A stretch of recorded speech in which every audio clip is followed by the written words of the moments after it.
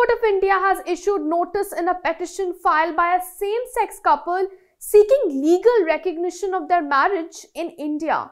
The petitioners in this case are an Indian national and a citizen of the United States of America who got married and registered their marriage in the United States and now seek to register their marriage in India under the Foreign Marriage Act of 1969.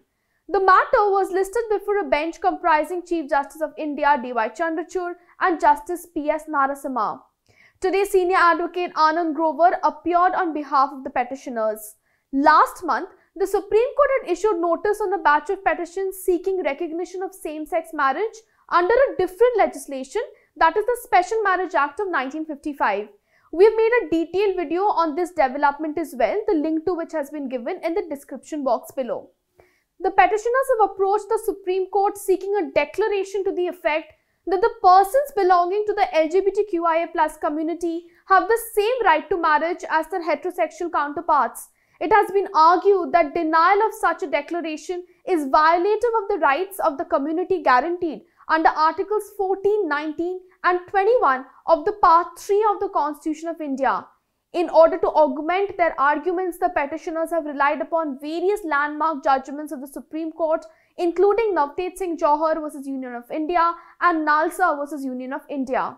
To provide a bit of context for all of you, the couple had attempted to register their marriage in Pune, India under the Hindu Marriage Act in 2021 before the Registrar of Marriages Act. However, the registrar refused to register their marriage.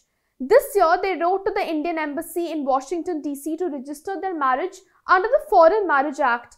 After more than a month of correspondence, the Indian Embassy stopped responding when the petitioners declared that they were a same-sex couple.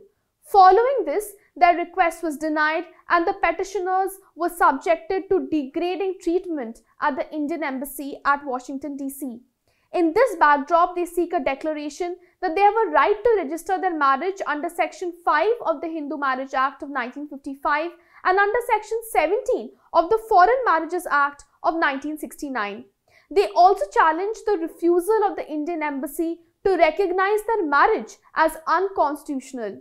While tracing the history of same-sex marriages in India, the petition points out, and I quote from the pleadings here, works of scholars like Salim Kidwai and Ruth Vanita tell us that ancient Indian texts and inscriptions and paintings on temple walls that clearly homosexuality is not an aberration imported from modern Europe or medieval West Asia, but that in fact queerness had a large and looming presence in India. It was only the modern era after the British direct rule in India, after the First War of Independence in 1857, that non-heterosexual sexual relations were criminalized. Finally, as per the petition, same-sex marriages will not harm traditional families as it will not interfere with procreation or child rearing within opposite-sex marriages in any manner. However, it has been pointed out that the lack of recognition of such unions would harm same-sex couples and their children by denying them legal benefits, financial security, and making child rearing even more difficult. In a related development, the Supreme Court bench also issued notice today on two petitions seeking to transfer to the Supreme Court the petitions pending in the Delhi High Court in petitions seeking recognition of same-sex marriages in India. For more information on these petitions, you can refer to a detailed report, the link to which has been given in the description box below. Thank you. I'm Aratrika Bhaumik for Live Law. Keep watching Live Law for more such updates.